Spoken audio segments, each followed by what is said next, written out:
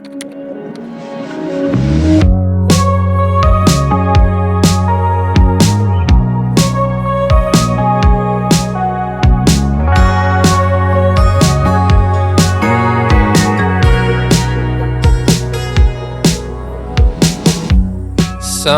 rain on a window,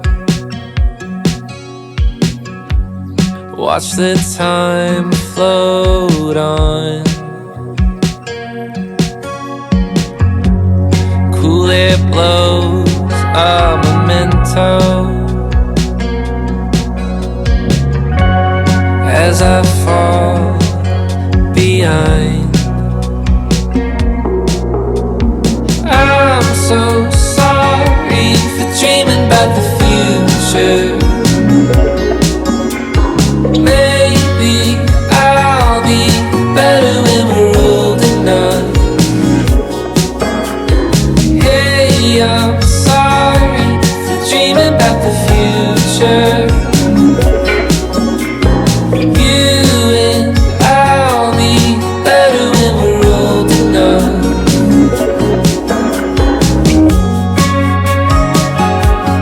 Good morning and welcome to Wednesday, day 3 of the readathon, and I am all ready for work. We are going to go into the office, and on my way though I have some errands to run.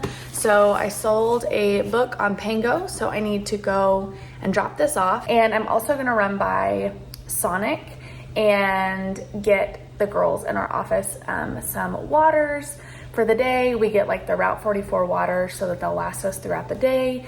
And so I'm gonna go pick up those for the girls, and yeah. So the agenda for today is we're gonna go to the office, and while I'm at the office, as I can, when the work allows, I am going to listen to Shipped. I borrowed the audiobook from the library, so I do have the audiobook for that one, and I'm gonna listen to it, and then I will obviously come to lunch, give the daily lunch update on where I'm at, and I think at lunch I'm gonna read and update you guys on beaches, bungalows, and burglaries, because I was gonna do that last night and I didn't have the energy nor the video space to do it. So I will do that at lunch. And then this evening, we're gonna get some good reading done, but also tomorrow is me and my husband's 5th anniversary. And so we are being taken out to dinner tonight by his best friend. And so I'm not for sure where we're gonna go, but I obviously will take you guys along with me. And I'm having so much fun with these daily vlogs. I think I'm really enjoying editing them, especially because I'm just seeing all the little moments of just goodness that are in my day, and how like fun a video diary is. And so thank you guys for being here and for just allowing me to do this. I'm loving it. It's so much fun. So let's go run some errands, and then we'll go to the office and we'll do the work to get the monies, to buy the books, to get the joy. That's the flow chart, right? That's my flow chart. Yeah, so let's get this day started. Well, we have a reading update, of course, for our lunch break, and I ate my lunch already, and I ended up finishing Shipped. I actually ended up really enjoying it. So there's some good news. I definitely think it's a solid 3, probably for me. It definitely lulled in the middle. Like I said last night, I was pretty bored by the time that I went to bed last night with it, but it ended up picking up. And of course, like I mentioned, the setting is absolutely beautiful. I really enjoyed the cruise ship aspect of it, and I enjoyed the imagery of the Galapagos. And there was a snorkeling trip that the imagery was just beautiful in. And so I really, really enjoyed that. As I also have said, really enjoyed Graham's character. He was super sweet. I stand by the fact that Henley was not my favorite female character. There was something about her that I just felt like she didn't really deserve Graham.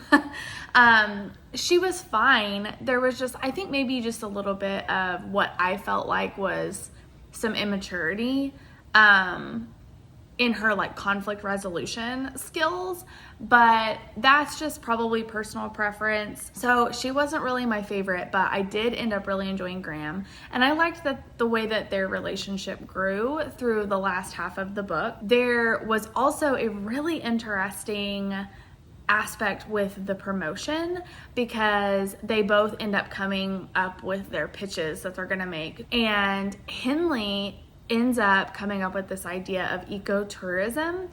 And, well, I'm sure she's not the one who came up with it, but she thought that the cruise ship should be doing this because there's no other cruise line that is kind of observing the environmental impact that they're having and that tourism in general has. And that really intrigued me because when my mom and we took a trip to Hawaii last year, and I just remember seeing all of these signs and like graffiti and stickers and things like that locals had put up that was kind of like dogging what tourism has done to their islands. And this is probably terrible, but I just never thought about the impact that tourism as a whole has on the environment. And so it was really interesting to listen to that. And she kind of comes up with this idea that the cruise line should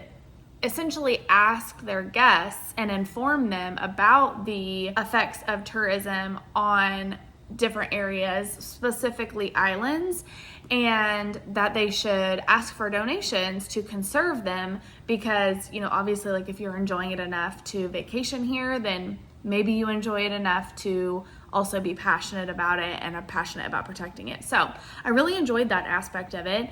And the last few chapters ended up being really interesting to me. Just the way that the relationship between Henley and her boss ends up kind of coming to a resolve is very interesting because her boss is pretty much a jerk. So I really like that aspect of it as well.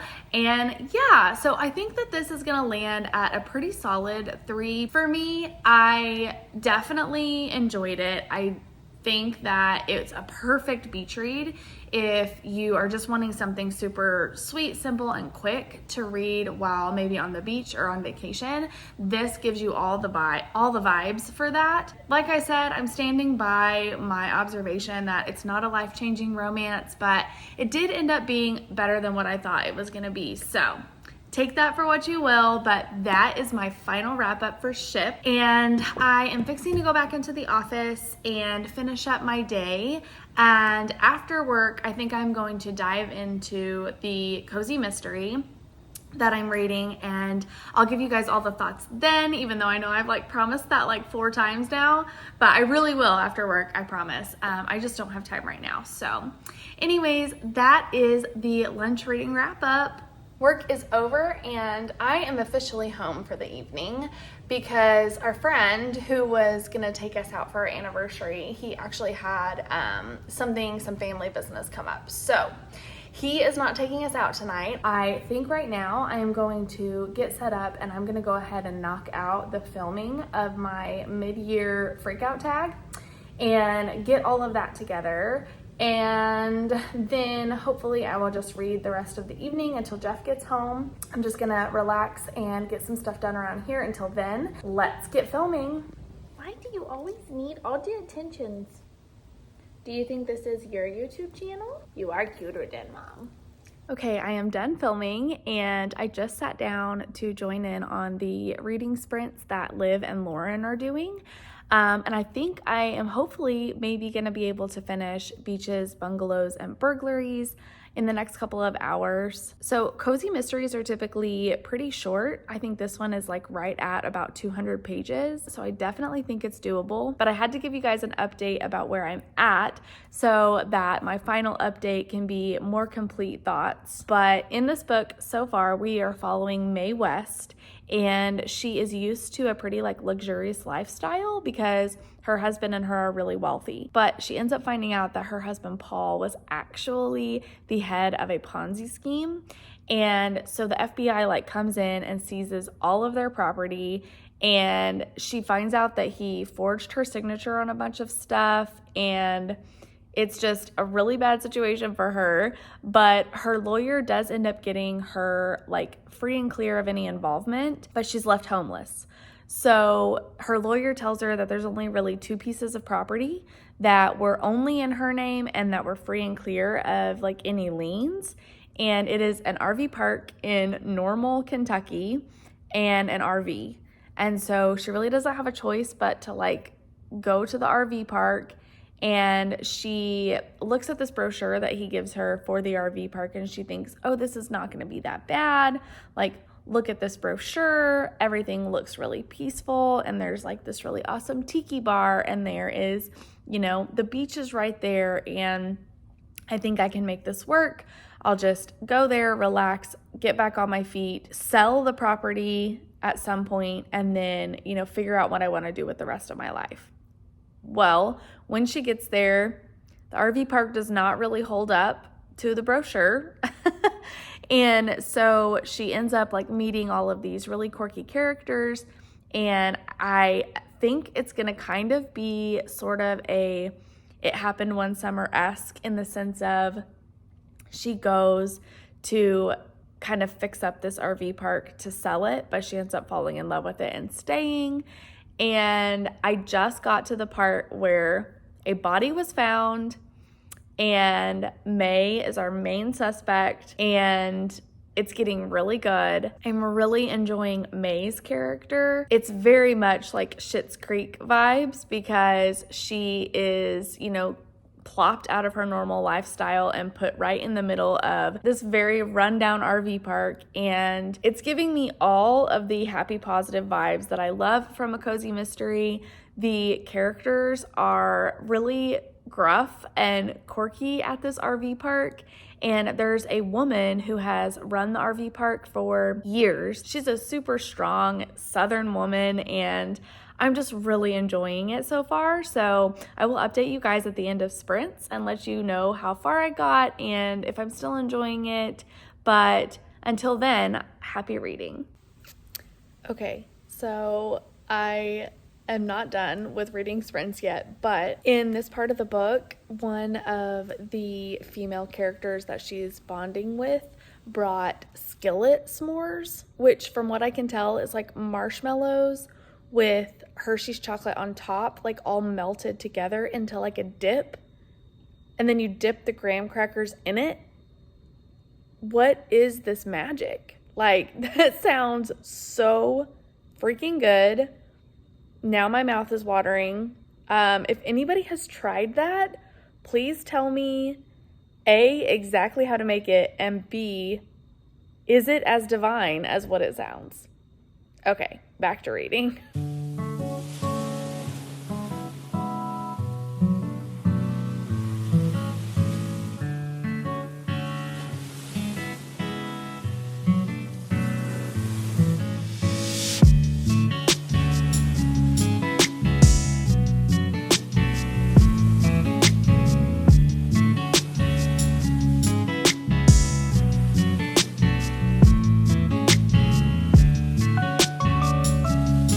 Ready for your bedtime update?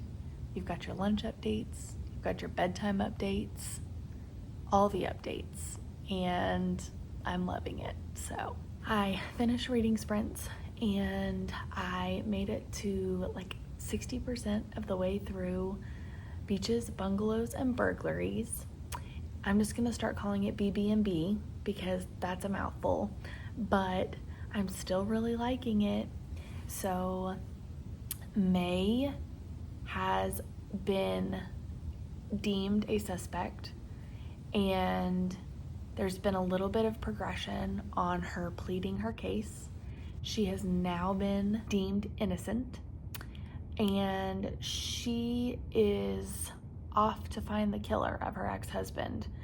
But what I'm really enjoying the most is that along the way, she's meeting all of these people who her ex-husband actually stole from, because he obviously owned this property and he had contact with a lot of these people, and he was just like not a very good guy. And so she is meeting all these people, and she's really trying to make amends for all of the bad things that her husband did. And there's so much Southern goodness in this book. Every single character that lives there, there's this aspect of somebody I know in my own personal life, I feel like. So I'm really connecting to the book. I'm liking the mystery so far. I will say it definitely is laying the groundwork, I think, for an entire series, obviously, because there's a bunch of books in this series already. And so while the mystery is a big part of the story, right now there's also a lot of other things going on because we're developing a lot of relationships. So that is pretty typical for cozy mystery series. But if you were picking this one up and you weren't super familiar, just know that like this isn't, you know, a super like action-packed mystery, right? Hence cozy mystery. Okay, anyways. But I'm really enjoying it, and even though I didn't get as far as I wanted to, I definitely think I can finish it tomorrow because I am flying through it now. I just kept like honestly getting distracted during sprints, so that's my bad. But anyways, today was a good day. It was nothing super eventful, but again, I'm just reminded how much beauty is really in each of our lives if we will just slow down for a minute and pay attention.